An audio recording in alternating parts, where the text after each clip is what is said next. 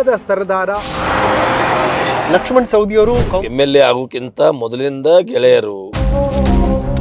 ರಾಜಧಾನಿನೇ ನೋಡಿಲ್ಲ ಬೆಂಗಳೂರನ್ನ ನಿಮ್ಮ ಕ್ಷೇತ್ರದ. ಮುಂದಿನ ಸಲ ನಿಮ್ ಟಿಕೆಟ್ ಬೇಡ.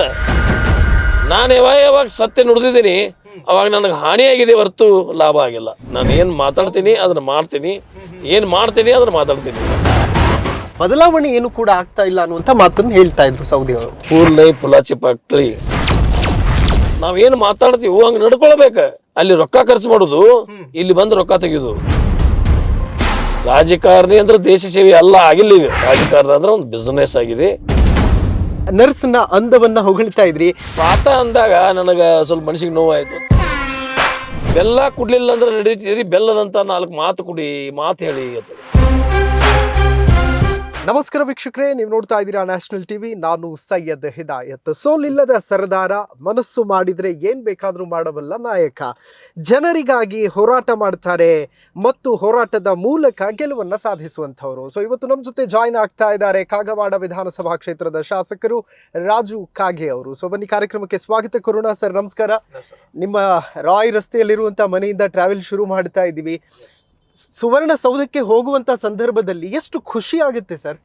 ಬಹಳ ಒಂದು ನಿರೀಕ್ಷೆ. ಇಷ್ಟು ನಾವು ಹಿಂದೆ ಯಡಿಯೂರಪ್ಪನವರು ಮುಖ್ಯಮಂತ್ರಿ ಇದ್ದಾಗ ಈ ಸುವರ್ಣ ಸೌಧವನ್ನು ಒಂದು ಕಟ್ಟಿ ಈ ಭಾಗದ ಉತ್ತರ ಕರ್ನಾಟಕ ಭಾಗದ ಜನರ ಸಮಸ್ಯೆಗೆ ಸ್ಪಂದನೆ ಆಗ್ಬೋದು ಅನ್ನೋಂಥ ಒಂದು ನಿರೀಕ್ಷೆ ಇಟ್ಟು ನಾವೆಲ್ಲ ಬಹಳ ಸಂತೋಷದಿಂದ ಇದ್ದೆವು.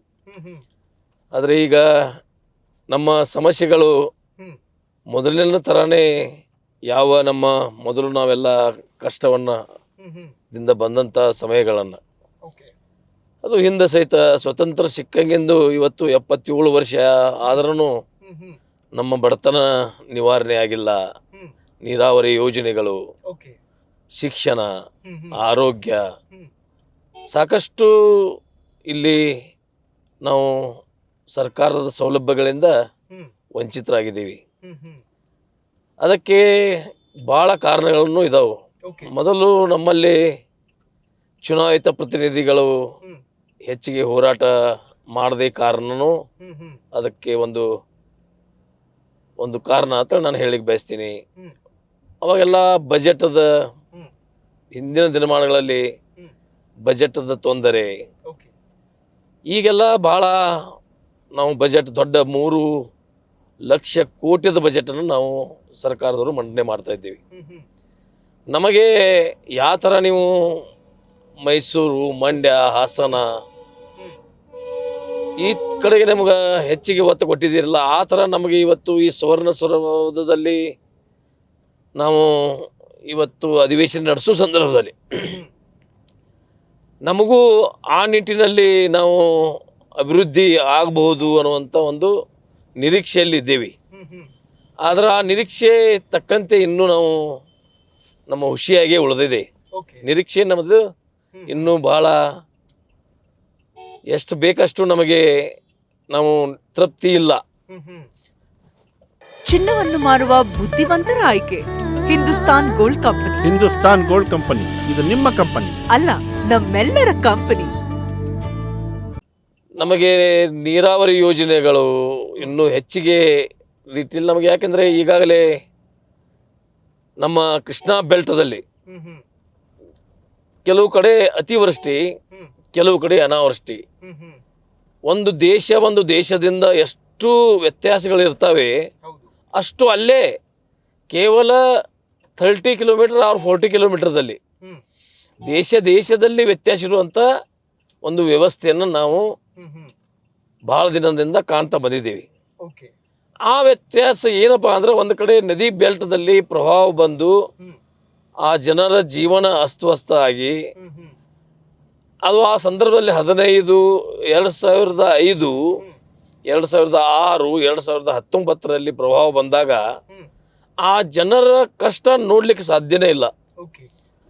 ನಾವು ಆ ಸಂದರ್ಭದಲ್ಲಿ ಒಂದು ಏನು ಮನಸ್ಸಿಗೆ ಅನ್ತಗೊದ್ದೀವಿ ಅಂದರೆ, ನೋಡಪ್ಪ ನಮ್ಮ ವೈರಿಗಳಿಗೂ ಇಂಥ ಪರಿಸ್ಥಿತಿ ಬರಬಾರ್ದು, ಯಾವನಿಗೂ ಇಂಥ ಪರಿಸ್ಥಿತಿ ಬರಬಾರ್ದು ಅಂತ.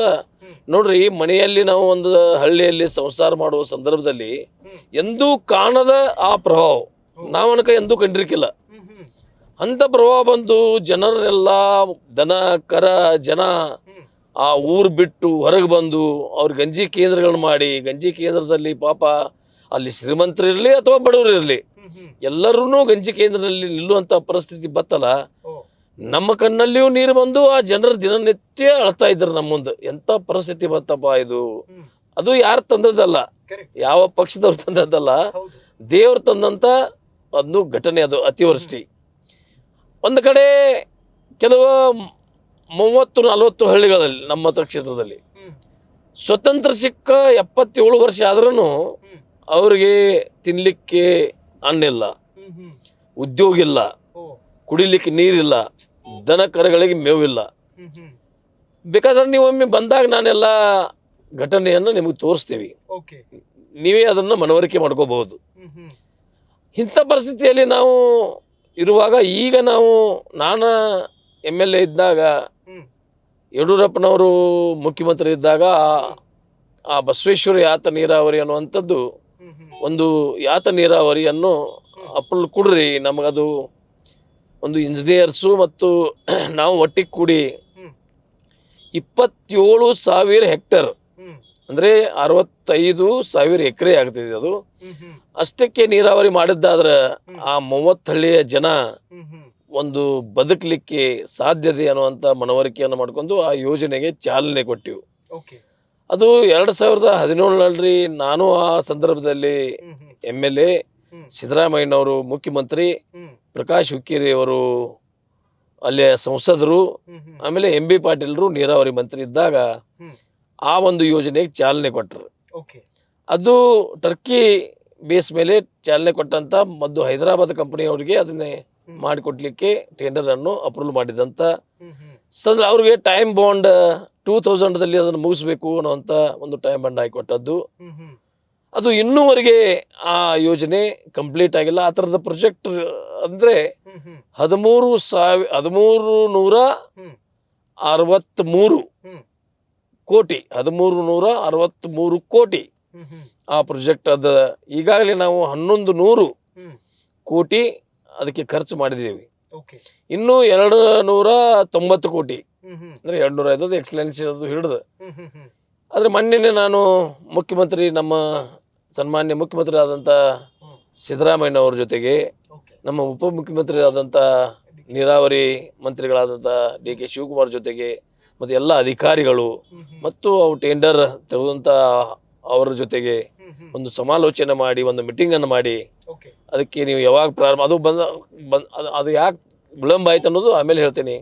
ಅದನ್ನ ಈಗ ಜನವರಿ ಫೆಬ್ರವರಿಯಲ್ಲಿ ಪ್ರಾರಂಭ ಮಾಡ್ತೀವಿ ಅನ್ನುವಂಥ ಒಂದು ಆಶ್ವಾಸನವನ್ನು ಕೊಟ್ಟಿದ್ದಾರೆ. ಅಲ್ಲಿ ನಾನು ಸಹಿತ ಅಲ್ಲಿ ದಿನನಿತ್ಯ ಅಲ್ಲಿ ಮೀಟಿಂಗ್ಗಳು, ಈಗಾಗಲೇ ನಾನು ಮತ್ತು ಲಕ್ಷ್ಮಣ್ ಸವದಿಯವರು ಕೂಡಿ ಒಂದು 5 ರಿಂದ 6 ಮೀಟಿಂಗ್ಗಳನ್ನ ಮಾಡಿದ್ದೀವಿ. ಅದಕ್ಕೆ ಚಾಲನೆ ಕೊಡ್ತಾ ಇದ್ದೀವಿ, ಒತ್ತು ಕೊಡ್ತಾ ಇದ್ದೀವಿ. ಅದು ಈ ಮುಂದಿನ ಮಳೆಗಾಲ ಅಂದರೆ ಜೂನದ ಒಳಗಾಗಿ ಯಾವಾಗ ನಾವು ಅಲ್ಲಿ ನೀರು ಕೊಡ್ತೀವಿ ಅಂದರೆ ಪ್ರವಾಹ ಹರಿಯುವ ಸಂದರ್ಭದಲ್ಲಿ June, July, August, September, October ಈ 4 ತಿಂಗಳ ಸಾವಕಾಶ ಹೊಲಿಯೋ 4 ತಿಂಗಳ ಈ ನೀರು ಕೊಟ್ಟದ್ದಾದ್ರೆ ಅವ್ರಿಗೆ ಯಾವಾಗ ವಾಟರ್ ಅಲೋಕೇಶನ್ ಪ್ರಶ್ನೆ ಬರಲ್ಲ. ಯಾಕಂದ್ರೆ ಯಾವಾಗ ಪ್ರವಾಹ ಸಂದರ್ಭದಲ್ಲಿ ಸಮುದ್ರಕ್ಕೆ ನೀರು ಹೋಗ್ತಿರ್ತಾವಲ್ಲ ಅವಾಗ ನೀರು ಎತ್ತಿ ಮಾತ್ರ ನಾವು ಕೊಡ್ಬೋದು. ಯಾವಾಗ ನಾವು ಡ್ಯಾಮದ ಬಾಗಲ್ಗಳನ್ನ ಹಾಕ್ತೀವಿ ಅವಾಗ ಸ್ಟಾಪ್ ಮಾಡ್ತೀವಿ ಆ ಯೋಜನೆ. ಯಾಕಂದ್ರೆ ಅದು ಇಲ್ಲ, ನಮ್ಮ ವಾಟರ್ ಲೊಕೇಶನ್ದಲ್ಲಿ ಅದಕ್ಕೆ ಪರ್ಮಿಷನ್ ಇಲ್ಲ, ಅದು ಕೊಡ್ಲಿಕ್ಕೆ ಬರಲ್ಲ. ಹೀಗಾಗಿ ನಾವು ಅದು ಆದ್ರೆ ಮಾತ್ರ ನಾವು ಒಂದು ನಮ್ಮ ಜನರಿಗೆ ಸಾಮಾಜಿಕ ನ್ಯಾಯ ಕೊಡ್ಲಿಕ್ಕೆ ಸಾಧ್ಯತೆ ಅನ್ನುವಂಥ ಮಾತ್ರ. ಅದ್ರ ವಿಳಂಬ ಆದದ ಕಾರಣ ಅಂದರೆ ಕೋವಿಡ್ ಬತ್ತು, ಆ ಕೋವಿಡ್ದಲ್ಲಿ ಆಯಿತು, ಮತ್ತು ಕೆಲವು ಅಲ್ಲಿ ಲ್ಯಾಂಡ್ ಎಕ್ವಿಷನ್ ಪ್ರಾಬ್ಲಮ್ಸ್ಗಳು ಬಂದು, ಆಮೇಲೆ ಕೆಲವು ಕಾಂಟ್ರಾಕ್ಟರ್ದ ಅವಂದು ITBಯಲ್ಲಿ ಸ್ವಲ್ಪ ಡಿಸ್ಟರ್ಬೆನ್ಸ್ ಆಗಿ ಅವಂದೆಲ್ಲ ರೇಡ್ ಆಗಿ ಅವಂದು ಡಿಸ್ಟರ್ಬೆನ್ಸ್, ಹಿಂಗೆ ಒಂದೊಂದು ತೊಂದರೆಗಳಿಂದ ಅದು ವಿಳಂಬನೆ ಆಗಿದೆ. ಈಗ ಯಾವುದೂ ಅಂಥದ್ದು ಪರಿಸ್ಥಿತಿ ಇಲ್ಲ. ಈಗ ನಾವು ಯಾವುದೇ ಪರಿಸ್ಥಿತಿ ಜೂನದಲ್ಲಿ 27,000 ಹೆಕ್ಟರ್ 65,000 ಮೇಲ್ಪಟ್ಟಂತ ಒಂದು 30 ಹಳ್ಳಿಗೆ ಎಕರೆಗೆ ನಾವು ನೀರು ಕೊಡುವಂಥ ಯೋಜನೆಯನ್ನು ಪ್ರಾರಂಭ ಮಾಡ್ತೀವಿ. ಇನ್ನು ಶಿಕ್ಷಣ ನಮ್ಮಲ್ಲಿ ಹೈಸ್ಕೂಲ್ಗಳು, ಕಾಲೇಜ್ಗಳು, ಇಂಜಿನಿಯರಿಂಗ್ ಕಾಲೇಜ, ಮೆಡಿಕಲ್ ಕಾಲೇಜ, ಆಮೇಲೆ ಇವು ಡಿಪ್ಲೊಮಾ ಕಾಲೇಜ್ಗಳು ನಾವು ಭಾಳ ಅಲ್ಲಿ ಆಗಬೇಕು. ಶಿಕ್ಷಣದಿಂದನೂ ನಮ್ಮ ಮಕ್ಕಳ ವಂಚಿತರಾಗಿದ್ದಾರೆ.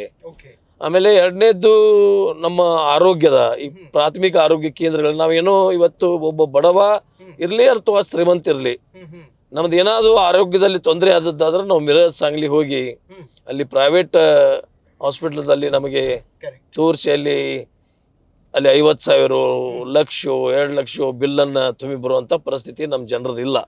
ಹೀಗಾಗಿ ನಮ್ಮಲ್ಲಿ ಒಂದು ಆರೋಗ್ಯ ಕೇಂದ್ರಗಳನ್ನು ಮಾಡಿ ಕೇಂದ್ರ ಮಾಡಿದೇವೆ, ನಾವೆಲ್ಲ ಪ್ರಾಥಮಿಕ ಆರೋಗ್ಯ ಕೇಂದ್ರಗಳನ್ನು ಮಾಡಿದ್ದೇವೆ. ಬಟ್ ಡಾಕ್ಟರ್ದ ಕೊರತೆಗಳಿದಾವೆ. ಹಳ್ಳಿಯಲ್ಲಿ ಯಾವ ಡಾಕ್ಟರು ಬರ್ಲಿಕ್ಕೆ ತಯಾರಿಲ್ಲ.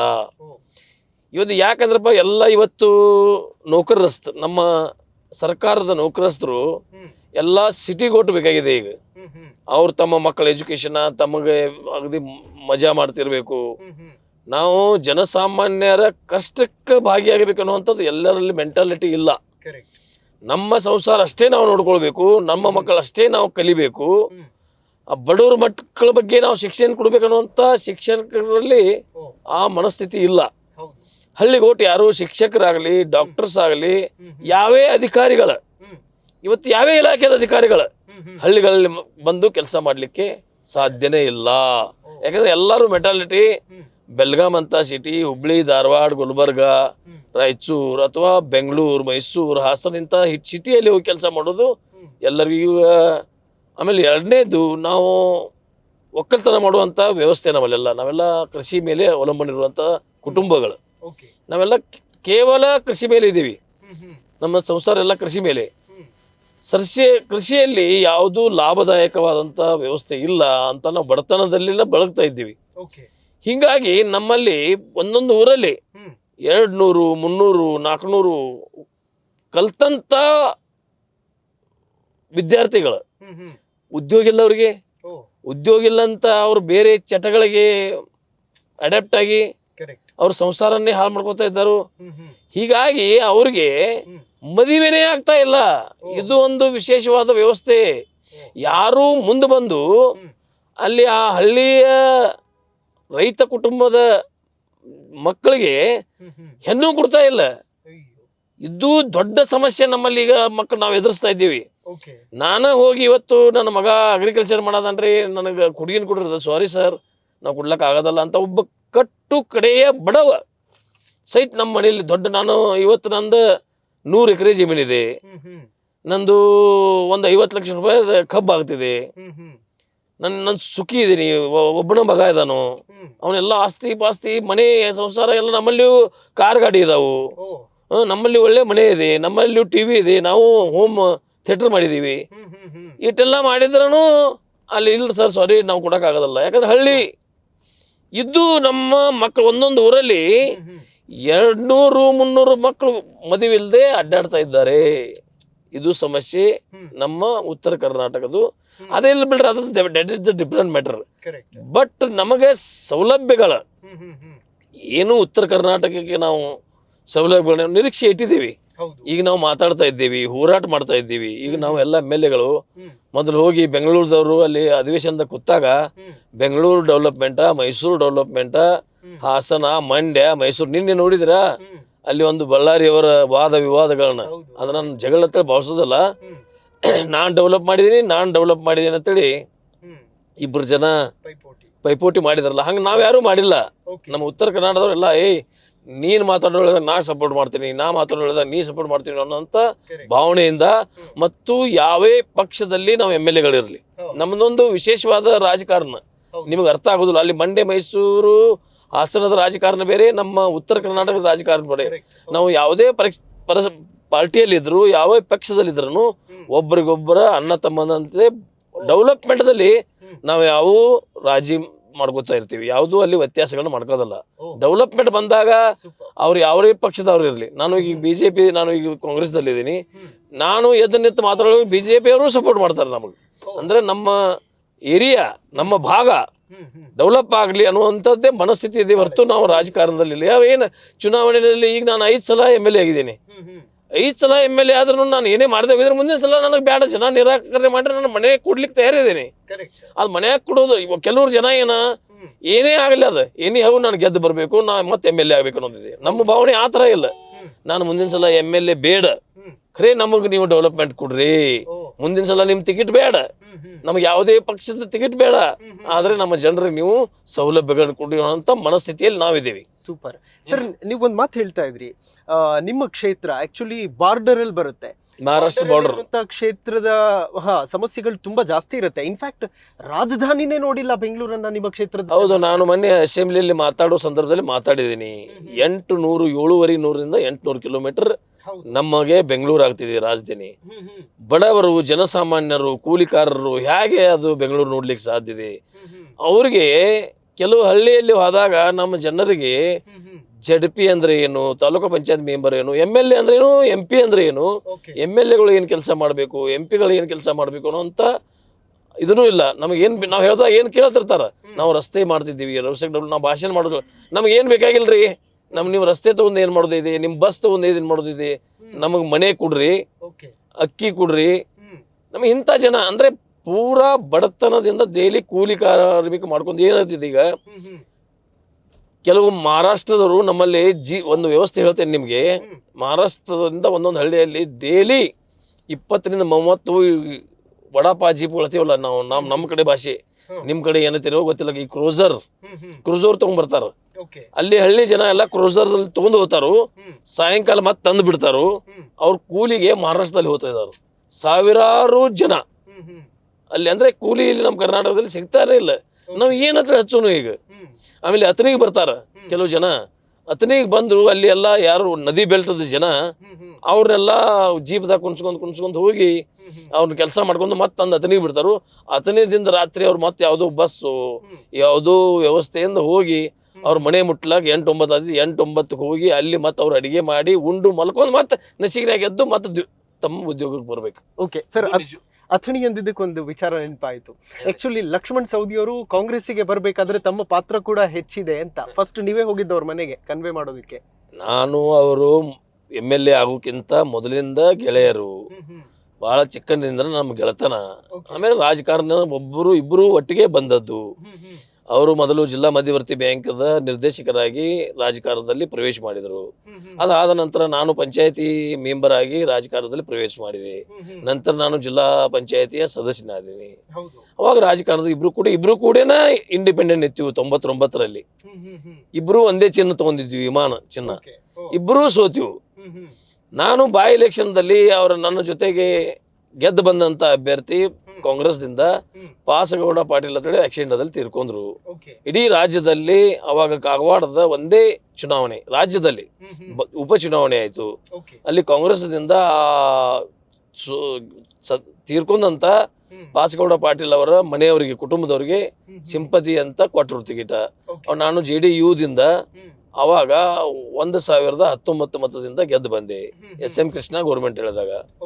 ಆಮೇಲೆ ಅವಾಗ ಲಕ್ಷ್ಮಣ್ ಸವದಿ ಅವರು ಏನು MLA ಇಲ್ಲ ಆಗಿದ್ರು. ಮುಂದೆ ನಾವು 2004ರಲ್ಲಿ ನಾನು BJPಗೆ ಹೋದ್ನಿ, ಅವರು BJPಗೆ ಹೋದ್ರು. ನಮ್ಮಲ್ಲಿ ಸಂಸದರಾದಂಥ ಜಿಗ್ಜಿನ್ ಸಾಹೇಬರು ಲೋಕಶಕ್ತಿಯಿಂದ ಬಂದಿದ್ರು. ಅವಾಗ ಅದೇ ಪ್ರಥಮ ಬಾರಿಗೆ ನಾವು ನಮ್ಮ ಅನಂತಕುಮಾರ್ ಅವ್ರು ಬಂದು ಅವ್ರ ಅಧ್ಯಕ್ಷದ್ರು. ಅವಾಗ ಅವ್ರ ಅಧ್ಯಕ್ಷತೆಯೊಳಗೆ BJP ಪ್ರವೇಶ ಮಾಡಿ 2004ರಲ್ಲಿ BJPಯಿಂದ ನಾನು ಕಾಗವಾಡ ಮತಕ್ಷೇತ್ರದಿಂದ ಲಕ್ಷ್ಮಣ್ ಸವದಿಯವರು ಅಥಣಿ ಮತಕ್ಷೇತ್ರ ಇಬ್ಬರು ಗೆದ್ದು ಬಂದಿವು.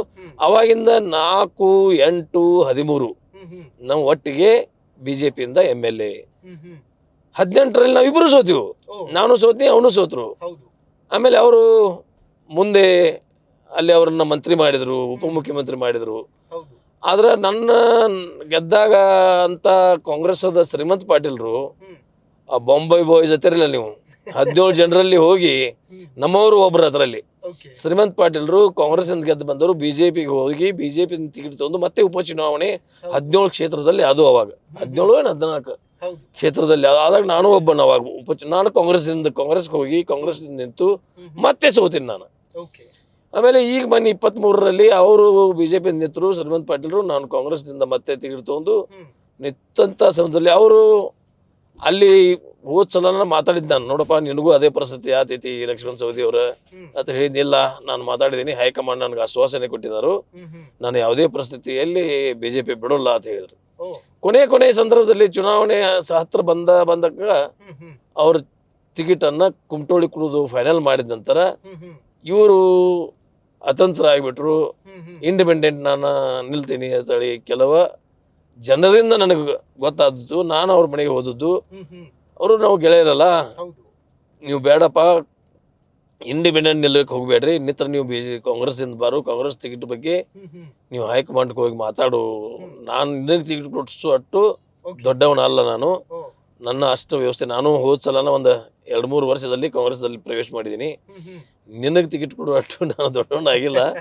ಅದಕ್ಕಾಗಿ ನೀನು ಅಲ್ಲಿ ಹೈಕಮಾಂಡ್ದ್ರ ಜೊತೆ DK ಶಿವಕುಮಾರ್ ಜೊತೆಗೆ ಸಿದ್ದರಾಮಯ್ಯನ ಜೊತೆಗೆ ಮಾತಾಡು, ಬಟ್ ನೀನು ಕಾಂಗ್ರೆಸ್ಗೆ ನಿಂತರೆ ಮತ್ತೆ ಯಾವಾಗಲೂ ನಾವು ಇಬ್ಬರು ಒಂದೇ ಪಕ್ಷದಿಂದ ಆರಿಸಿ ಬಂದಾಗ ಸಮಗ್ರ ತಾಲೂಕಿನ ಅಭಿವೃದ್ಧಿಗೆ, ತಾಲೂಕು ಮೊದಲು ನನಗೂ ಮತ್ತು ಅವ್ರಿಗೂ 15 ತಾಲೂಕು ಒಂದೇ ಇತ್ತು. ಈಗ ನಾನು MLA ಆದ ಮೂಲಕ ಅದು ನಮ್ಮ ಜಗದೀಶ್ ಶೆಟ್ಟರ್ ಅವರು ಕಂದಾಯ ಮಿನಿಸ್ಟರ್ ಇದ್ದಾಗ ನಮಗೆ ಹೊಸ ತಾಲೂಕು ಮಾಡಿಕೊಟ್ರು, ಅದು ಕಾಗವಾಡ ತಾಲೂಕು. ಈಗ ನನಗೆ ಒಂದು ಕಾಗವಾಡ ತಾಲೂಕು ಆಗಿದೆ, ಅವ್ರಿಗೆ ಅಥಣಿ ತಾಲೂಕು ಆಗಿದೆ. ಅದೇ ಒಬ್ಬರ ಒಂದೇ ಪಕ್ಷದಲ್ಲಿದ್ರೆ ನಮಗೆ ಕೆಲಸ ಮಾಡ್ಲಿಕ್ಕೆ ಅನುಕೂಲ ಆಗ್ತೈತಿ. ನೀವು ಜನ ನಿರೀಕ್ಷೆ, ನಾವಿಬ್ಬರು ರಾಮ್ ಲಕ್ಷ್ಮಣ್ ಅಂತೇಳಿ ಜನ ಕರಿತಾ ಇದ್ದಾರೆ, ಇನ್ನೂ ಕರಿತಾ ಇದ್ದಾರೆ ನಾವು ರಾಮ್ ಲಕ್ಷ್ಮಣ್ ಅಂತೇಳಿ. ಯಾಕಂದ್ರೆ ನಾವು 40 ವರ್ಷದಿಂದ ಗೆಳತನ ಕೂಡಿ ಬಂದದ್ದು. ಅವರು ಪ್ರತಿ ಕಷ್ಟ ಸುಖ ಏನೇ ಇದ್ರೂ ನಾವೆಲ್ಲ ಒಟ್ಟಿಗೆ ಹೋರಾಟಗಳನ್ನು ಮಾಡಿದ್ವು, ನಾವಿಬ್ರು ಕೂಡ ಹೋರಾಟ ಮಾಡಿದೀವಿ, ಎಲ್ಲ ಹೋರಾಟಗಳನ್ನ. ಅಲ್ಲಿ ಶುಗರ್ ಫ್ಯಾಕ್ಟ್ರಿ, ಕೃಷ್ಣ ಸಹಕಾರಿ ಸಕ್ಕರೆ ಕಾರ್ಖಾನೆ ಆಗೋ ಸಂದರ್ಭದಲ್ಲಿ ನಾವಿಬ್ರು ಅವಾಗ SM ಕೃಷ್ಣ ಸರ್ಕಾರದಲ್ಲಿ ನಾವಿಬ್ರು ಬಹಳ ದೊಡ್ಡ ಹೋರಾಟವನ್ನು ಮಾಡಿ ಆ ಕಾರ್ಖಾನೆ ನಿಲ್ಲಿಸಲಿಕ್ಕೆ ಒಂದು ಅಲ್ಪ ಸ್ವಲ್ಪ ಸೇವೆಯನ್ನು ನಾವು ಮಾಡಿದೀವಿ. ಓಕೆ ಸರ್, ಇನ್ಫ್ಯಾಕ್ಟ್ ನೀವು ಹೇಳಿದ್ರಿ ಬಿಜೆಪಿಯ 20 ಜನ ಶಾಸಕರು ಕಾಂಗ್ರೆಸ್ಗೆ ಬರ್ತಾರೆ ಅಂತ. ಯಾರ್ಯಾರು ಇದ್ದಾರೆ ಸರ್ ಲಿಸ್ಟ್ ಅಲ್ಲಿ ಅಂತ? ಈಗ ಅದು ನೋಡೋಣ, ಕಾದ ನೋಡೋಣ. ಅವ್ರಿಗಲ್ಲಿ ಏನು ಕೆಲಸ ಆಗ್ತಾ ಇಲ್ಲ, ಮತ್ತು ಬಿಜೆಪಿ ನಮ್ಮ ಕರ್ನಾಟಕದಲ್ಲಿ ಸಂಪೂರ್ಣವಾಗಿ ಅವರ ತನ್ನ ಅಸ್ತಿತ್ವವನ್ನು ಕಳ್ಕೊಂಡಿದೆ. ಇವತ್ತು ಅಲ್ಲಿಯೂ ಸಹಿತ ಮಾಸ್ ಲೀಡರ್ ಇಲ್ಲ. ಯಾವ ಸಂದರ್ಭದಲ್ಲಿ ಯಡಿಯೂರಪ್ಪನವ್ರನ್ನು ಕೆಳಗಿಳಿದ ಇಳಿಸಿರಲ್ಲ, ಅವ್ರ ಮುಖ್ಯಮಂತ್ರಿಯನ್ನು ತೆಗೆದಿರಲ್ಲ, ಅವಾಗ ನಮ್ಮಲ್ಲಿ ಒಂದು ವ್ಯವಸ್ಥೆ, ಕರ್ನಾಟಕ ರಾಜ್ಯದಲ್ಲಿ ಲಿಂಗಾಯತ ಒಂದು ವ್ಯವಸ್ಥೆಯಲ್ಲಿ ಒಮ್ಮೆ ಹಿಂದೆ ನಮ್ಮ ವೀರೇಂದ್ರ ಪಾಟೀಲ್ ಅವ್ರನ್ನು ಈ ಮುಂದಿನ ಚುನಾವಣೆಯಲ್ಲಿ ನಮ್ಮ ರಾಜ್ಯದ ಮುಖ್ಯಮಂತ್ರಿ ವೀರೇಂದ್ರ ಪಾಟೀಲ್ ಅಂತ ಘೋಷಣೆ ಮಾಡಿದಾಗ ಆ ಸಂದರ್ಭದಲ್ಲೂ 165 ಸೀಟ್ ಬಂದಿದ್ದು. ಇವತ್ತು ಯಡಿಯೂರಪ್ಪ ಅಂದ್ರೇನೆ ಬಿಜೆಪಿ ಅಂದ್ರೆ ಯಡಿಯೂರಪ್ಪ. ಯಾವಾಗ ಇವರು ಯಡಿಯೂರಪ್ಪನವ್ರನ್ನು ನಿರ್ಲಕ್ಷ್ಯ ಮಾಡಿದ್ರಲ್ಲ, ನನ್ನ ತಿಳಿದ ಮಟ್ಟಿಗೆ ಹೇಳ್ತಾ ಇದ್ದೀನಿ ನಾನು, ಅವಾಗ ಬಿಜೆಪಿಯಲ್ಲಿ ಕೂಗಿತು, ಬಿಜೆಪಿದ ಅಸ್ತಿತ್ವ ನಮ್ಮ ಕರ್ನಾಟಕ ರಾಜ್ಯದಲ್ಲಿ ಹೋಯ್ತು ಅನ್ನೋದು ಹೇಳ್ಬೇಕಾದೈತಿ. ಅವರೊಂದು ಮಾಸ್ ಲೀಡರ್. ನನಗೆ ಅವ್ರಿಗೆ ಎಂದೂ ಹೊಂದಲಿಲ್ಲ. ನನಗೆ ಅವ್ರಿಗೆ ಯಾಕೋ ನನ್ನ ಬದ್ದಲು ಅವರು ಭಾಳ ಒಂದು ಮನಸ್ಥಿತಿಲಿ ಯಾರು ಏನು ಹೇಳಿದ್ರು ಏನು ಮಾಡಿದ್ರು ಗೊತ್ತಿಲ್ಲ. ಅವಾಗ ನನಗೆ ಯಾವಾಗಲೂ ಅವ್ರಿಗೆ ಎಂದೂ ಹೊಂದಾಣಿಕೆ ಆಗಲಿಲ್ಲ. ಆದ್ರೂ ಅವ್ರು ನಾನು ಮಾಸ್ ಲೀಡರ್ ಅಂತ ಒಪ್ಪಲೇಬೇಕು. ಇವತ್ತು ನಮ್ಮಲ್ಲಿ ಹಾಗೆ ಇವತ್ತು ಕಾಂಗ್ರೆಸ್ದಲ್ಲಿ ಒಂದು ಮಾಸ್ ಲೀಡರ್ ನಮ್ಮ ಸಿದ್ದರಾಮಯ್ಯನವರು ಮತ್ತು DK ಶಿವಕುಮಾರ್ ಅಂತ ಕೆಲವು ನಾಯಕರು ನಮ್ಮಲ್ಲಿ ಇದ್ದಾರೆ. ಇವತ್ತು ಹಂಗ ಬಿಜೆಪಿಯಲ್ಲಿ ಇವತ್ತು ಅವ್ರನ್ನ ಬಿಟ್ಟರೆ ಹೊರತುಪಡಿಸಿ ಇವತ್ತು ಯಾರು ಅಲ್ಲಿ ಮಾಸ್ ಲೀಡರ್ ಆಗಲಿ ಅಥವಾ ಎಲ್ಲರನ್ನೂ ಒಗ್ಗೂಡಿಸಿ ತಗೊಂಡು ಹೋಗುವಂಥ ಕೆಪಾಸಿಟಿ ಯಾರಲ್ಲಿಯೂ ಇಲ್ಲ. ಓಕೆ, ಇದು ನಮ್ಮಲ್ಲಿ ಹಾಗೆ ಸಿದ್ದರಾಮಣ್ಣ, DK ಶಿವಕುಮಾರು ಇವ್ರು ಯಾವ ಥರ ಒಂದು ಜನರನ್ನ ಎಲ್ಲರನ್ನೂ ಹೊಂದ್ಕೊಂಡು ಹೋಗಿ, ನಾವೆಲ್ಲ ಜೂನಿಯರ್ ಅವ್ರಿಗೆ ನಮ್ಮನ್ನೆಲ್ಲ ಒಂದು ಎಲ್ಲರನ್ನು ಒಗ್ಗೂಡಿಸಿ ಒಂದು ತಗೊಂಡು ಹೋಗೋಣಂಥ ಕೆಪಾಸಿಟಿ ಅವರಲ್ಲಿದೆ. ಹಂಗೆ ಇವತ್ತಲ್ಲಿ ಬಿಜೆಪಿಯಲ್ಲಿ ಯಾರು ಉಳಿದಿಲ್ಲ. ನೀವು ಒಪ್ಕೋಬೇಕು ಅದನ್ನು. ನಾನು ಹೇಳ್ತೇನೆ ಇಲ್ಲ, ನೀವು ನೋಡ್ರಿ, ನನ್ನ ಅನಿಸಿಕೆ ನಾನು ವ್ಯಕ್ತಪಡಿಸ್ತಾ ಇದ್ದೀನಿ. ಏನು ನಾನೇನು ಕದ್ದ ಮುಚ್ಚಿ ಮತ್ತೊಂದು ನನ್ನ ಸ್ವಭಾವ, ನನ್ನ ಜೀವನದಲ್ಲಿ ಯಾವಾಗಲೂ ನಾನು ಏನೋ ಒಂದೇನೋ ಮಾತಾಡೋದೊಂದು ಮಾಡೋದೊಂದು ಮಾಡಿಲ್ಲ. ನಾನು ಏನು ಮಾತಾಡ್ತೀನಿ ಅದನ್ನ ಮಾಡ್ತೀನಿ, ಏನು ಮಾಡ್ತೀನಿ ಅದನ್ನ ಮಾತಾಡ್ತೀನಿ. ಹೀಗಾಗಿ ನನಗೆ ನಾಟಕೀಯ ಆಗಲಿ ರಾಜಕಾರಣದಲ್ಲಿ ನಾಟಕೀಯ ಮಾಡೋದು ನನಗೇನು ಬಂದಿಲ್ಲ. ಅದಕ್ಕಾಗಿ ನಾನು ಇವತ್ತು ಹಿಂದೆ ಬಿದ್ದದ್ದು. ನಾನು 5 ಸಲ MLA ಆದ್ರೂ ಮಂತ್ರಿ ಆಗಲಿಲ್ಲ. ಅದಕ್ಕೆ ನಾನು ಆ ಬಯಸೇನೂ ಇಲ್ಲ, ಹೋಗೇನೂ ಇಲ್ಲ. ನನ್ನಲ್ಲಿ ಒಂದು ವೀಕ್ ಪಾಯಿಂಟ್ ಅದನ್ನು ನಾನು ಇದ್ದಕ್ಕಿದ್ದಂಗೆ ಮಾತಾಡೋದು ಒಂದು ವೀಕ್ ಪಾಯಿಂಟೇ. ಅದು ಸತ್ಯ ನುಡಿದು ಕೆಲವು ಸಮಯದಲ್ಲಿ ಹಾನಿನೂ ಆಗ್ತಿದೆ, ಸತ್ಯ ನುಡಿದು ಕೆಲವು ಕಾಲದಲ್ಲಿ ಲಾಭನೂ ಆಗ್ತಿದೆ. ನಾನು ಯಾವಾಗ ಸತ್ಯ ನುಡಿದಿದ್ದೀನಿ ಅವಾಗ ನನಗೆ ಹಾನಿಯಾಗಿದೆ ಹೊರತು ಲಾಭ ಆಗಿಲ್ಲ. ಓಕೆ ಸರ್, ಇನ್ಫ್ಯಾಕ್ಟ್ ನೀವು ಹೇಳಿದ್ರಿ ಹಿರಿಯ ಶಾಸಕರಿಗೆ ಮಂತ್ರಿಗಳು ಯಾರು ಗೌರವ ಕೊಡ್ತಾ ಇಲ್ಲ, ಇದರಿಂದ ದೂರ ಉಳಿಯೋದೇ ಲೇಸು ಅಂತ ಹೇಳಿಬಿಟ್ಟಿದ್ರಿ. ರಾಜಕಾರಣ ಮತ್ತು ಇವತ್ತು ರಾಜ್ಯ ನಡ್ಸ್ಕೊಂಡು ಹೋಗೋದು ಕೇವಲ ಇವತ್ತು ಸಿದ್ದರಾಮಣ್ಣ ಒಬ್ಬರ ಮೇಲೆ ಅಥವಾ DK ಶಿವಕುಮಾರ್ ಒಬ್ಬರ ಮೇಲೆ ಆಗಲಿಕ್ಕೆ ಆಗಲ್ಲ. ಇರುವಂಥ ಮಂತ್ರಿಮಂಡಲದ ಎಲ್ಲ ಗೌರವಾನ್ವಿತ ಸದಸ್ಯರು ಎಲ್ಲ ಎಮ್ ಎಲ್ ಎಗಳನ್ನ ಹೊಂದಾಣಿಕೆ ಮಾಡ್ಕೊಂಡು ಅವ್ರಿಗೆ ಸ್ಪಂದಿಸಿ ಕೆಲಸ ಮಾಡ್ಕೊಂಥದ್ದು ಹೋಗೋದು ಭಾಳ ಅವಶ್ಯಕತೆ ಇದೆ. ಕೆಲವರು ನಮ್ಮ ಒಂದನೇ ಟೈಮ ಎರಡನೇ ಟೈಮ ಶಾಸಕರಾದವರು ನಮಗೆ ಬಂದು ಅವ್ರ ಅಳವಲ್ಲನ್ನು ತೋಡ್ತಾ ಇದ್ದಾರೆ. ಏನ್ರಿ ಮಂತ್ರಿ ತಕ್ಕ ಹೋಗಿ ನಮಸ್ಕಾರ ಮಾಡ್ರೆ ನಮಸ್ಕಾರ ಮಾಡೋದಿಲ್ಲ, ಮಾತಾಡ್ಸಿದ್ರೆ ಮಾತಾಡೋದಿಲ್ಲ, ನೆನ್ಸಿ ಮಾಡ್ತಾರೋ, ಒಂದು ನೋಡ್ದಂಗೆ ಇರ್ತಾರೋ. ಮೊನ್ನೆ ತಮ್ಮಣ್ಣವರು ನಮ್ಮ ಕುರ್ಚಿ ಎಮ್ ಎಲ್ ಎ ಒಬ್ಬ ಮಂತ್ರಿಗೆ ಹೋಗಿ ನಮಸ್ಕಾರ ಮಾಡಿ ನಾ ಎಮ್ ಎಲ್ ಎ ಅಂತ ಹೇಳ್ತಿದ್ರು ಅವ್ರು ನೋಡ್ಲಿಲ್ಲ. ಅವರು ಭಾಳ ತಮ್ಮ ಮನಸ್ಸಿಗೆ ನೋವು ಆದದ್ದನ್ನು ನನ್ನ ಮುಂದೆ ಹೇಳ್ಕೊಂಡ್ರು. ಅವ್ರು ಯಾರು ಹೇಳಪ್ಪ ಅಂದ್ರಾಗ ಬ್ಯಾಡ್ ಬಿಡ್ರಿ ಅದು ಅಂದ್ರೆ. ಆಮೇಲೆ ಫಸ್ಟ್ ಟೈಮ್ ಎಮ್ ಎಲ್ ಎಗಳು ಭಾಳ ನರ್ವಸ್ ಇದಾರೆ ಅನ್ನೋವಂಥದ್ದು ನಾವು ಲಾಂಚ್ದಾಗ ಕೂತಿರ್ತೀವಲ್ಲ, ಚಹಾ ಕುಡ್ಕೋತು ಅಲ್ಲಿ ಕೂತಾಗ ನಮಗೆ ಭಾಳ ಜನ ಹೇಳ್ತಿರ್ತಾರೆ, ಏನ್ರಿ ನೀವು ಸೀನಿಯರ್ ಇದ್ದೀರಿ, ನೀವು ಚಲೋ ನಾಲೆಜ್ ಇದೆ, ನೀವು ಹೋಗಿ ಏನಾದರೂ ಸ್ವಲ್ಪ ದಬಾಯಿಸಿ ಕೆಲಸ ಮಾಡ್ಕೋತೀರಿ. ಬಟ್ ನಾವು ಜೂನಿಯರ್ ಇದ್ರಿಂದ ನಮ್ಗೆ ಏನು ಭಯ ಆಗ್ತಿದೆ, ನಮ್ಮ ಕೆಲಸ ಆಗ್ತಾ ಇಲ್ಲ ಅನ್ನೋ ಅದಕ್ಕೆ ನನ್ನ ಒಂದು ಎಲ್ಲರಿಗೆ ಮನವಿ ಏನಪ್ಪ ಅಂದ್ರೆ ನಾವು ಯಾರೇ ಬರಲಿ ನಮಗೆ ನೀವು ಕೆಲಸ ಮಾಡ್ಲಿಕ್ಕೆ ಬಿಡುವಾರೆ. ಕೆಲಸ ಎಲ್ಲ ಆಗ್ತಾವ, 100ಕ್ಕೆ 100 ಕೆಲಸ ಆಗುತ್ತೆ ಸಾಧ್ಯ ಇಲ್ಲ. ಅದು ಅದ್ರ ಕೆಲಸ ಯಾರು ಬಯಸೋದಿಲ್ಲ. ಆದ್ರೆ ನೀವು ಒಳ್ಳೆ ಥರದಿಂದ ಮಾತಾಡಿ ಅವ್ರಿಗೆ ಕೂಡಿಸಿ, ನೀವು ಚಾನು ಕೊಡ್ಬೇಡ್ರಿ, ಏನ್ ತಿಂಡಿ ಕೊಡ್ಬೇಡ್ರಿ, ಚಾ ಕೊಡ್ಬೇಡ್ರಿ, ನಿಮ್ಮದೇನು ಬಯಸಿರೋದಿಲ್ಲ ನಮ್ಮ ಜನ. ಅದರಲ್ಲಿ ಉತ್ತರ ಕರ್ನಾಟಕದ ಎಮ್ ಎಲ್ ಎ ಅಂದ್ರೆ ಬಹಳ ಮೃದು ಸ್ವಭಾವದ ಜನ. ನಾವು ಪ್ರತಿಯೊಂದಕ್ಕೂ ಹೆದರ್ತೀವಿ. ನಾವು ನಿಮ್ಮಲ್ಲಿ ಬಂದು ಏನಾದ್ರು ಕೇಳಲಿಕ್ಕೆ, ಅದಕ್ಕಾಗಿ ನಮಗೆ ಗೌರವ ಕೊಡ್ರಿ ಅನ್ನುವಂಥದ್ದೇ ನನ್ನ ಕಳಕಳಿ ವಿನಂತಿ. ಮತ್ತು ಅವ್ರ ಕೈ ಜೋಡಿಸಿ ನಾನು ನಮ್ಮ ಬಂದಂಥ ಎಮ್ ಎಲ್ ಎಗಳಿಗೆ ರೆಸ್ಪೆಕ್ಟ್ ಕೊಡ್ರಿ, ಅಷ್ಟೇ ಸಾಕು, ಸಮಾಧಾನ ಬಿಡ್ರಿ. ನಮ್ಮ ಕಡೆ ಒಂದು ಗಾದೆ ಮಾತಿದೆ, ಬೆಲ್ಲ ಕುಡ್ಲಿಲ್ಲ ಅಂದ್ರೆ ನಡೀತಿದ್ರಿ, ಬೆಲ್ಲದಂತ 4 ಮಾತು ಕುಡಿ, ಮಾತು ಹೇಳಿ ಅಂತೇಳಿ. ಸಕ್ಕರೆ ಅಂದ್ರೆ ನಿಮಗೆ ಅರ್ಥ ಆಗುತ್ತೆ, ನನ್ನ ಭಾಷೆ ನಿಮಗೆ ಅರ್ಥ ಆಗುತ್ತೆ ಗೊತ್ತಿಲ್ಲ. ಸಕ್ಕರೆ ಕುಡ್ಬೇಡ್ರಿ, ಸಕ್ಕರೆ ಅಂತ ಚೆನ್ನಾಗಿ ಮಾತಾಡ್ರಿ ಅಂತೇಳಿ. ನಾ ಎಲ್ಲಾ ನನ್ನ ಸಹೋದ್ಯೋಗಿಗಳ ಮಂತ್ರಿಗಳಲ್ಲಿ ಏನು ವಿನಂತಿ ಮಾಡ್ಕೋತೀನಪ್ಪ ಅಂದ್ರೆ, ನಮ್ಮ ಪಾಪ 1 ಸಲ 2 ಸಲ ಆದಂತ ಎಮ್ ಎಲ್ ಎಗಳಿಗೆ ನೀವು ರೆಸ್ಪೆಕ್ಟ್ ಕೊಡಿ. ಇದು ಒಂದೇ ನನ್ನ ಕೊನೆಯ ಕಳಕಳಿಯ ವಿನಂತಿ. ಓಕೆ ಸರ್, ಈಗಾಗಲೇ ನಾವು ಸುವರ್ಣ ಸೌಧದ ಮುಂದೆ ಬಂದಿದ್ದೀವಿ. ಈ ಸುವರ್ಣ ಸೌಧ ಇಲ್ಲಿ ಬಂದರೂ ಕೂಡ ನಮ್ಮ ಉತ್ತರ ಕರ್ನಾಟಕದ ಬಗ್ಗೆ ಆ ಮಟ್ಟದಲ್ಲಿ ಚರ್ಚೆಗಳಾಗ್ತಾ ಇಲ್ಲ ಮತ್ತು ಬದಲಾವಣೆ ಏನು ಕೂಡ ಆಗ್ತಾ ಇಲ್ಲ ಅನ್ನುವಂಥ ಮಾತನ್ನು ಹೇಳ್ತಾ ಇದ್ರು ಸೌದಿ ಅವರು. ನಾನು ಅದನ್ನೇ ಹೇಳ್ತಾ ಇದ್ದೀನಿ. ಸುವರ್ಣ ಸೌಧ ಇಲ್ಲಿ ಬೆಳಗಾಂದಿಂದ ಆಗಿದ್ದು ಉದ್ದೇಶ ನಾ ಮೊದಲೇ ಹೇಳಿ ನಿಮಗೆ, ಭಾಳ ಹುರುಪಿನಿಂದ ಇದ್ವಿ ನಾವು. ಇನ್ನು ಬೆಳಗಾವದಲ್ಲಿ ಸುವರ್ಣ ಸೌಧ ಆದ ನಂತರ ನಮ್ಮ ಎಲ್ಲ ಸಮಸ್ಯೆಗಳು ಬಗೆಹರಿತವೆ. ನಾವು ಸಹಿತ ಸುಜಲಾಂ ಸುಫಲಾಮನದಲ್ಲಿ ಬದುಕ್ತೀವಿ. ನಾವು ಸುಖದ ದಿನಗಳು ಬಂದು ನಮಗೆ ಅಂತೇಳಿ ಹಿಂಗೆಲ್ಲ ಕಂಡಿದ್ವಿ. ಆದರೆ ಆ ನಿಟ್ಟಿನಲ್ಲಿ ನಮ್ಮ ಏನು ನಿರೀಕ್ಷೆಗಳು ಆಗ್ತಾ ಇಲ್ಲ.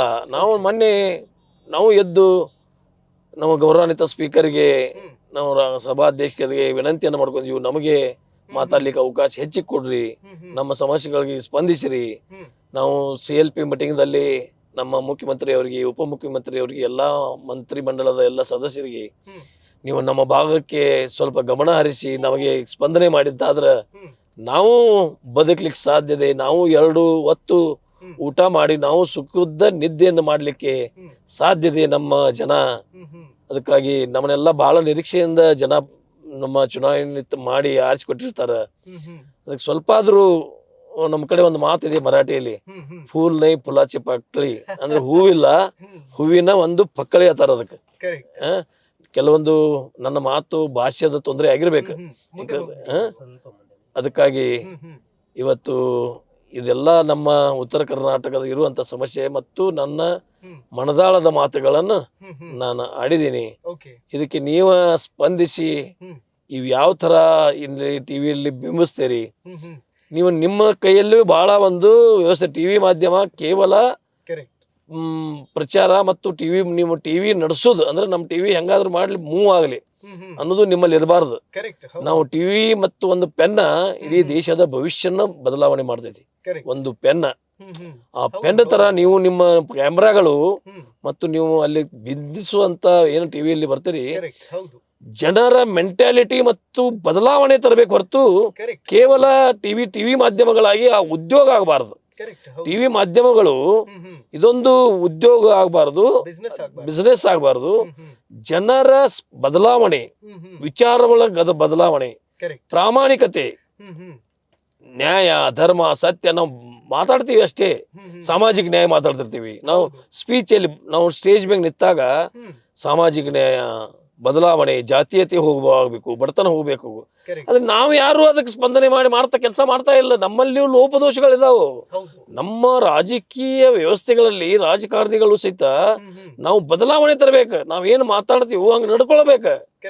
ನಾವು ಹೋಗಿ ಏನ್ ಮಾಡಿದ್ವಿ, ಇದೊಂದು ಬಿಸ್ನೆಸ್ ಇದೆ. ಅಲ್ಲಿ ಏನಾಗಿದೆ, ಅಲ್ಲಿ ರೊಕ್ಕ ಖರ್ಚು ಮಾಡೋದು, ಇಲ್ಲಿ ಬಂದು ರೊಕ್ಕ ತೆಗೆಯೋದು. ಇದೊಂದು ನಮ್ಮ ಇವತ್ತಿನ ದಿವಸ ಬಹಳ ಬಹಳ ಮನಸ್ಸಿಗೆ ನೋದಿಂದ ಹೇಳ್ತಾ ಇದ್ದೀನಿ. ಇವತ್ತು ಜನನು ಪಬ್ಲಿಕ್ನು ಯಾರು ಚುನಾವಣೆಯಲ್ಲಿ ದುಡ್ಡು ಕೊಡುವ ಸಂದರ್ಭದಲ್ಲಿ, ಈಗ ನೋಡ್ರಿ ಚುನಾವಣೆಯಲ್ಲಿ ಬಂದಾಗ ನಮ್ ಗುಡಿ ಗುಂಡಾರಿಗೆ 5 ಲಕ್ಷ ಕೊಟ್ರನ ನಾವು ಓಟಕ್ಕವ್ರು, ನಮ್ಮ ಮಠಕ್ಕೆ 10 ಲಕ್ಷ ಕೊಟ್ರನ ಓಟಕ್ಕವ್ರು, ನಮ್ಮ ಸಮಾಜಕ್ಕೆ ಇದನ್ನ ಮಾಡಿದ್ರನ ಓಟಕ್ಕವ್ರು. ಎಲ್ಲಿ ಹೋಗ್ತಿದ್ದ ವ್ಯವಸ್ಥೆ? ಆಮೇಲೆ ದುಡ್ಡು ಹಂಚಿ ಬರೋದು ಇದೆಲ್ಲ ಮಾಡಿದಾದ್ರೆ ಆಮೇಲೆ ಜನಕ್ಕೆ ನಾವು ಅಲ್ಲಿ ಏನ ಹೇಳಿದ್ರು, ನೀವು ದುಡ್ಡು ಕೊಟ್ಟು ಅವ್ನ ಪ್ರತಿನಿಧಿ ಆರಿಸ್ಕೊಡ್ರಿ, ಅವ್ನು ಏನಂತ ಕೇಳಕ್ ಸಾಧ್ಯ ಇದೆ? ನೀವು, ನಾನು ಯಾವಾಗಲೂ ನನ್ನ ಭಾಷಣದಲ್ಲಿ ಹೇಳ್ತಾ ಇದ್ದೀನಿ, ಯಾವಾಗ ನೀವು ಪ್ರಜಾಪ್ರಭುತ್ವದ ನಮ್ಮ ಸಂವಿಧಾನಕ್ಕೆ ಗೌರವ ಯಾವಾಗ ಸಿಗ್ತೈತಿಪ್ಪ ಅಂದ್ರೆ, ನೀವು ರಾಜಕಾರಣಿಯವಳ ಎದಿ ಮೇಲೆ ಅಂಗಿ ಹಿಡಿದು ಕೇಳಿದಾಗ ಒಬ್ಬ ಜನಸಾಮಾನ್ಯ ಸಮಾಜದ ಕಟ್ಟ ಕಡೆಯ ವ್ಯಕ್ತಿ ಇವತ್ತು ಒಬ್ಬ ಬಡವ ಅಥವಾ ಕಟ್ಟ ಕಡೆ ಒಬ್ಬ ಭಿಕ್ಷುಕ್ ಸಹಿತ ಆ MLA ಎದಿ ಮೇಲೆ ಅಂಗಿ ಹಿಡಿದು ಯಾವಾಗ ಕೇಳ್ತಾನಲ್ಲ, ಅವಾಗ ನಮ್ಮ ಸಂವಿಧಾನಕ್ಕೆ ಗೌರವ, ಅವಾಗ ನಮ್ಮ ಪ್ರಜಾಪ್ರಭುತ್ವಕ್ಕೂ ಗೌರವ. ಈಗ ಕೇಳ್ತಾ ಇಲ್ಲ, ಯಾಕಂದ್ರೆ ನೀವು ರೊಕ್ಕ ತಗೊಂಡು ಓಟ್ ಹಾಕಿರ್ತೀರಿ. ಅವ್ನು ಕೇಳಕ್ ನಿಮ್ಮ ಏನೈತಿ ನೈತಿಕ ಹಕ್ಕು ಏನೈತಿ? ಮತ್ತೆ ಯಾಕೆ ಇದು ಜನ ಸಹಿತ ಬದಲಾವಣೆ ತರಬೇಕು. ಕೇವಲ ಒಬ್ಬ ರಾಜಕಾರಣಿ ಬದಲಾವಣೆ ಆದ್ರೆ ಆಗ್ಲಿಕ್ಕೆ ಸಾಧ್ಯ ಇಲ್ಲ. ಪ್ರಜಾಪ್ರಭುತ್ವ ವ್ಯವಸ್ಥೆಯಲ್ಲಿ ಇದು ನಮ್ಮ ಭಾರತ ದೇಶದ ಸಂವಿಧಾನ. ಇಡೀ ಜಗತ್ತಿನಲ್ಲಿ ನಮ್ಮಂತ ಸಂವಿಧಾನ ಯಾವ ದೇಶದಲ್ಲಿಯೂ ಇಲ್ಲ. ನಾವು ಬಹಳ ಸಂಸ್ಕಾರ. ನಮ್ಮ ದೇಶಕ್ಕೆ ಸಾವಿರಾರು ವರ್ಷದ ಇತಿಹಾಸ ಇದೆ. ಬೇರೆ ದೇಶಗಳು ನೋಡ್ರಿ, ಅಮೆರಿಕ, ಲಂಡನ್, ಇಂಗ್ಲೆಂಡ್, ಇವೆಲ್ಲ 100-200 ವರ್ಷದ ಹಿಂದಿನ ದೇಶಗಳಿದಾವೆ. ಇರುವಂತ ಸಾವಿರಾರು ವರ್ಷದ ಹಿಂದಿರುವಂತ ನಮ್ಮ ದೇಶದಲ್ಲಿ ಬದಲಾವಣೆ ತರಬೇಕು. ದೇಶದ ಹಿಂದಿನ ರಾಮಾಯಣ ಮಹಾಭಾರತಗಳನ್ನ ನಾವೆಲ್ಲ ಓದಿದೀವಿ, ಭಗವದ್ಗೀತೆಯನ್ನು ಓದಿದೀವಿ. ಆತರ ನಾವು ಏನು ಭಗವದ್ಗೀತೆ ಓದಿ ನಾವು ಇವತ್ತು ಅದಕ್ಕೆ ಒಂದು ಪೈಸಾ ಆದ್ರೂ ಸ್ಪಂದನೆ ಮಾಡಿ ಬದುಕ್ತಾ ಇದ್ದೀವಿ. ಬದುಕುವ ದಾರಿ ಕೇವಲ ಬದುಕಬೇಕಂತಲೇ ನಾವು ಜೀವನ ಮಾಡಬಾರ್ದು. ಬದುಕಿ ಜನರನ್ನು ಬದಿಸಿ ಈ ಒಂದು ಏನಾದ್ರೂ ಒಂದು ಸಾಧನೆ ಮಾಡಿ ಎಲ್ಲರೂ ಬದುಕ್ತಾರು ಸಾಯ್ತಾರು. ಹುಟ್ಟೋದು ಸಾಯೋದು ಇದೆಲ್ಲರಿಗೂ ಇದೆ. ಆದ್ರೆ ಒಬ್ಬ ಮನುಷ್ಯ ಈ ಜಗತ್ತಿನಲ್ಲಿ ಬಂದಾಗ ಅವನು ಏನಾದ್ರೂ ಒಂದು ಕ್ರಾಂತಿ ಮಾಡಿ ಹೋದಾಗ ಒಂದು ಏನಾದ್ರೂ ಅವನಿಗೆ ಒಳ್ಳೆಯ ಗುಣಗಳು ಏನ್ ಬಿಟ್ಟು ಹೋದೈತಿ, ಯಾರು ಏನು ತಗೊಂಡು ಹೋದಿರುದಿಲ್ಲ. ಇವತ್ತು ಉಮೇಶ್ ಕತ್ತಿ ಅವ್ರ ಪಾಪ ನಮ್ಮ ಗೆಳೆಯರವ್ರ, ಅವ್ರು ಎಂತದ್ದು, ಅವರು ಕೆಲವು ಜನ ಮಾಮನಿ ಅವರು, ಇವರೆಲ್ಲ ನಮ್ಮ ರಾಜಕಾರಣದಲ್ಲಿ ಒಂದು ಪ್ರಭುತ್ವವನ್ನು ಹೊಂದಿದವರು. ಉಮೇಶ್ ಕತ್ತಿಯವರು ನಮ್ಮ ರಾಜಕೀಯ ಗುರು, ಅವರಿಂದ ನಾವೆಲ್ಲ ಕಲ್ತದ್ದು ಬಹಳ ಐತಿ. ಅದಕ್ಕಾಗಿ ಏನೆಲ್ಲ ನಾವೊಂದು ಈಗ ನೋಡ್ರಿ ಅವ್ರನ್ನ ಯಾಕೆ ನೆನೆಸಿದ್ವಿ ನಾವು, ಹಿಂಗ ನಮ್ಮನ್ನೂ ಸಹಿತ ಜನ ನೆನೆಸ್ಬೇಕಂತ ಮಾಡಿದ್ರ ಇಲ್ಲಿಗೆ ಹಿಂಗ ಅನ್ನಬಾರ್ದು. ಸತ್ತಪ್ಪ ಚಲೋ ಆಯ್ತು ಹೋದ ನವನಿಗೆ ಪಿಡ ಅಂತ ಅನ್ನಬಾರ್ದು. ಒಳ್ಳೆ ಮಾಡಿದ್ರಪ್ಪ, ಅವರು ಸಮಾಜಕ್ಕೆ ಒಳ್ಳೆಯವರು ಇದ್ರು ಅನ್ನುವಂತ ಜನ ಮಾತಾಡಿದಾಗ ಮಾತ್ರ ನಾವು ಹುಟ್ಟಿದ್ದು ಸಾರ್ಥಕ, ಸತ್ತದ್ದು ಸಾರ್ಥಕ. ಇದು ಬದಲಾವಣೆ ಮಾಡಬೇಕು. ಇವತ್ತು ವಿಚಾರಗಳ ಬದಲಾವಣೆ ಆಗ್ಬೇಕು. ನಮ್ಮ ವಿಚಾರಗಳು ಏನಿದಾವಪ್ಪ ಅಂದ್ರೆ, ನಾನೊಬ್ಬ ಬದುಕಬೇಕು, ನಾನೊಬ್ಬ ಬಾಳ್ಬೇಕು, ಉಳಿದವರೆಲ್ಲ ಸಾಯಬೇಕು. ಇವು ನಮ್ಮ ವಿಚಾರದಲ್ಲಿ ಬದಲಾವಣೆ ತರಬೇಕು. ರಾಜಕೀಯದಲ್ಲಿ ಬಹಳ ಬದಲಾವಣೆ ಆಗ್ಬೇಕು.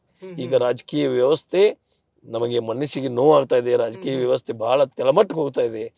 ಇದನ್ನು ಇದೇ ತರ ಆದ್ರೆ ಒಂದು ದಿವಸ ಈ ದೇಶ ಉಳಿಲಿಕ್ಕೆ ಸಾಧ್ಯ ಇಲ್ಲ ಅನ್ನುವಂತ ಮಾತನ್ನು ಹೇಳಬೇಕಾದ್ರೆ, ಈ ದೇಶ ಉಳಿಬೇಕಾದ್ರೆ ನಮ್ಮ ವಿಚಾರಗಳು ಬದಲಾವಣೆ ತರಲೇಬೇಕು. ಪ್ರತಿಯೊಂದು ಯುವಕರಿಗೆ ಉದ್ಯೋಗ, ಅವ್ರಿಗೆ ಒಂದು ಏನಾದ್ರು ನಾವು ಬಿಟ್ಟು ಹೋಗೋದಾದ್ರೆ, ಇವಾಗ ಕೇವಲ ಏನ್ರಿ ನಮ್ಮ ಮಕ್ಕಳು ಏನ್ ಬಿಟ್ಟು ಹೋಗ್ತಿದ್ದೀವಿ ನಾವು, ಆಸ್ತಿ, ಬೆಳ್ಳಿ, ಬಂಗಾರ, ರೊಕ್ಕ, ಡಿಪಾಸಿಟ್, ಇದು ಮಹತ್ವಲ್ಲ. ಅವ್ರಿಗೆ ಸಂಸ್ಕಾರ, ಸಂಸ್ಕೃತಿ, ದೇಶದ ಪ್ರೇಮಿ. ಈಗ ಯಾರಾದ್ರೂ ನಾವ್ ಏನ್ ಆಗ್ತೀರಿಪ್ಪ ಅಂದ್ರೆ, ನಾ ಇಂಜಿನಿಯರ್ ಆಗ್ತೀನಿ, ಡಾಕ್ಟರ್ ಆಗ್ತೀನಿ ಅಂತ ಹೇಳ್ತಾರೆ. ಯಾರು ಗಾಂಧಿ ಆಗ್ತೀನಿ, ಸುಭಾಷ್ ಚಂದ್ರ ಬೋಸ್ ಆಗ್ತೀನಿ, ಆಮೇಲೆ ವಿವೇಕಾನಂದ ಆಗ್ತೀವಿ ಅಥವಾ ಯಾರಾದ್ರೂ ಹೇಳ್ತಾರ ವಿದ್ಯಾರ್ಥಿಗಳು. ನಾವು ಹೇಳ್ತೀವಿ ಹಂಗ.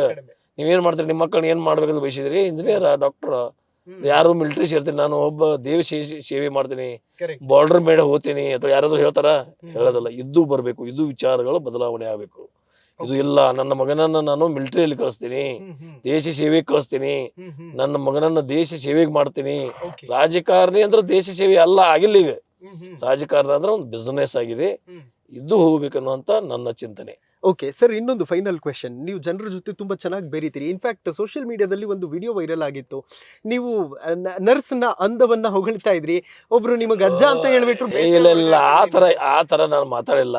ನಾನು ಯಾವಾಗ್ಲೂ ಸ್ಟೇಜ್ ಮ್ಯಾಗ ಜೋಕ್ ಮಾಡೋದು, ತಮಾಷೆ ಮಾಡೋದು ತಮಾಷೆ. ಆ ತರ ಹೇಳಿಲ್ಲ ನಾನು.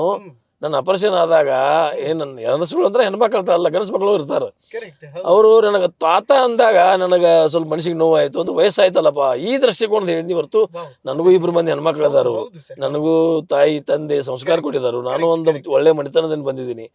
ಅದೆಲ್ಲ ಒಂದು ಏನೋ ಜೋಕ್ ಮಾಡ್ಲಾಕ್ ಹೋಗಿ ಅದನ್ನ ಜಸ್ಟ್ ಜೋಕ್ ಮಾಡ್ಲಾಕ್ ಹೋಗಿ ಅದು ತಿದ್ದಿ ನೀವೇ ಮಾಡಿದ ಅದನ್ನ ಏನೇನೋ ಮಾಡಿ ಯಾರೇ ಮಾಡಿದ್ರೆ ಯಾರಾದ್ರೂ ಮಾಡಿದ್ರಲ್ಲ ಅದಕ್ಕೆ ಏನೋ ಒಂದು ಅಂಥದ್ದೇನು ನನ್ನ ಮನುಷ್ಯನಲ್ಲಿ ಇಲ್ಲ. ನನಗೂ 2 ಮಂದಿ ಹೆಣ್ಮಕ್ಳು ಇದಾರು. ನಾನು ಹೆಣ್ಮಕ್ಳ ಬಗ್ಗೆ ಬಹಳ ಗೌರವವನ್ನು ಹೊಂದಿದವನಿದ್ದೀನಿ. ಇಲ್ಲ ನಾನು ಅಂತದಿಲ್ಲ. ಸುಮ್ಮನೆ ಒಂದು ಜೋಕ್ ಮಾಡ್ರು. ನನಗೇನೋ ತಾತ ಅಂದಾಗ ನನಗೆ ಮನಸ್ಸಿಗೆ ನೋವು ಆಯ್ತಪ್ಪ ಅಂದ್ರೆ ನಾನು ವಯಸ್ಸಾಯ್ತಲ್ಲ, ಅದ್ರ ನನ್ನ ಆಪರೇಷನ್ ಆಗಿದ್ದು, ನನ್ನ ಲಿವರ್ ಟ್ರಾನ್ಸ್ಫರ್ ಆದಾಗ ನಾನು ಬದುಕಿದ್ದೇ ಒಂದು ದೊಡ್ಡ ಪವಾಡ. ಬದುಕಬಾರ್ದಾಗಿತ್ತು ನಾನು. ಬದುಕಿದಂದ್ರೆ ಎಲ್ಲರೂ ಹೇಳ್ತಿದ್ರು ಸಾಧ್ಯನೇ ಇಲ್ಲ ಬದುಕಲಿಕ್ಕೆ ಅಂತೇಳಿ. ಡಾಕ್ಟ್ರು ಹೇಳಿದ್ರು ಟ್ರಯಲ್ ಇದು ಒಂದು ಏನು ಸಾಧ್ಯ ಇಲ್ಲ, ನಾವೇನು ಗ್ಯಾರಂಟಿ ಕೊಡೋದಿಲ್ಲ ಅಂದಾಗ ನಾನು ಬದುಕಿ ಬಂದದ್ದು ನನ್ನ ದೈವ. ನಾನು ಜನರ ಆಶೀರ್ವಾದ 25-30 ವರ್ಷದಿಂದ ನಾನೇನು ಪ್ರಾಮಾಣಿಕವಾದ ಜನಸೇವೆ ಮಾಡಿದ್ದೀನಿ. ಆ ದೇವರು ನನಗೆ ಅದರ ಪ್ರತಿಫಲ ಕೊಟ್ಟಿದ್ದಾನೆ ಅಂತೇಳಿ ನಾನು ಈ ಸಂದರ್ಭದಲ್ಲಿ ಭಾವಿಸ್ತಾ ಇದ್ದೀನಿ. ಜನರ ಆಶೀರ್ವಾದ, ನಮ್ಮ ತಾಯಿ ತಂದೆಯವರ ಆಶೀರ್ವಾದ, ಎಲ್ಲರ ಆಶೀರ್ವಾದದಿಂದ ಬದುಕಿ ಬಂದು ಮತ್ತೆ ಜನಸೇವೆ. ನಿಜವಾಗಿ ನೋಡಿದ್ರೆ ಮೊನ್ನೆ ಚುನಾವಣೆಯಲ್ಲಿ ನನ್ನ ಮಕ್ಕಳು, ನನ್ನ ಅಳಿಯಂದಿರು, ನನ್ನ ಮನೆ ನಮ್ಮ ಮಿಸ್ಸಸ್ಸು ಚುನಾವಣೆ ಬ್ಯಾಡ್ರಿ, ನಿಮ್ಮ ಹೆಲ್ತ್ ಸರಿ ಇಲ್ಲ ಅಂದದ್ದು. ನಾನು ಮಾಡಿರ್ತೀನಿ ಅಂತ ನಿಂತಾಗ ನೋಡ್ರಿ ನನ್ನ ಅಪೋಸಿಷನ್ದವರು ಎಲ್ಲ ಹಣ ಎಂಡ ಎಲ್ಲವನ್ನು ಪ್ರಯತ್ನ ಮಾಡಿದ್ರು. ಜನ ಬೆಂಬಲ ನನಗಿತ್ತು. ಜನರ ಆಶೀರ್ವಾದದಿಂದ ನಾನು ಬಂದದ್ದು, ಇವತ್ತು ಬಂದಿದ್ದೀನಿ. ನಾವು ಮಾತಾಡೋ ಸಂದರ್ಭದಲ್ಲಿ ಏನೋ ಟಂಗ್ ಮಿಸ್ಟೇಕ್ ಅಥವಾ ಏನಾದ್ರು ಆಗ್ತಿರ್ತಾವ. ಈಗ ನೀವು ಕೇಳಾಕತ್ತಿದ್ದಾರೆ, ಈಗ ನಿಮ್ಮ 1 ಗಂಟೆಯಿಂದ ನಿಮ್ಮ ಜೊತೆಗೆ ಮಾತಾಡ್ತಾ ಇದ್ದೀನಿ ನಾನು. ಏನಾದ್ರು ಟಂಗ್ ಮಿಸ್ಟೇಕ್ಸ್ ಆಗೋ ಸಜೀಕ. ಅದನ್ನೇ ಒಂದು ದೊಡ್ಡ ಇದನ್ನ ನೀವು ಯಾರು ಬಿಂಬಿಸಬೇಡ್ರಿ. ಒಬ್ಬ ಮನುಷ್ಯನ ಕೆಟ್ಟ ಗುಣನೂ ಇರ್ತವೆ, ಒಳ್ಳೆ ಗುಣನೂ ಇರ್ತಾವೆ. ಅವನು ಪದೇ ನೀವು ಕೆಟ್ಟ ಗುಣಗಳನ್ನ ಎತ್ತಿ ಹಿಡಿತಾ ಇದ್ರೆ ಅವ್ನು ಕೆಟ್ಟವನೇ ಆಗ್ತಾನೆ ಹೊರತು ಅವನಿಗೆ ಬದಲಾವಣೆ ಆಗ್ಲಿಕ್ಕೆ ಅವ್ನಿಗೆ ಸಂಧಿ ಕೊಡ್ರಿ. ಒಬ್ಬ ದರೋಡೆಕೋರ್ನ, ಒಬ್ಬ ಕ್ರಿಮಿನಲ್ ಜೈಲ್ನಲ್ಲಿ ಇದ್ದವನು ಸಹಿತ ನಾವು ಸುಧಾರಣೆ ಮಾಡಕತ್ತಿದ್ದೀವಿ ಇವತ್ತಿನ ದಿವಸ.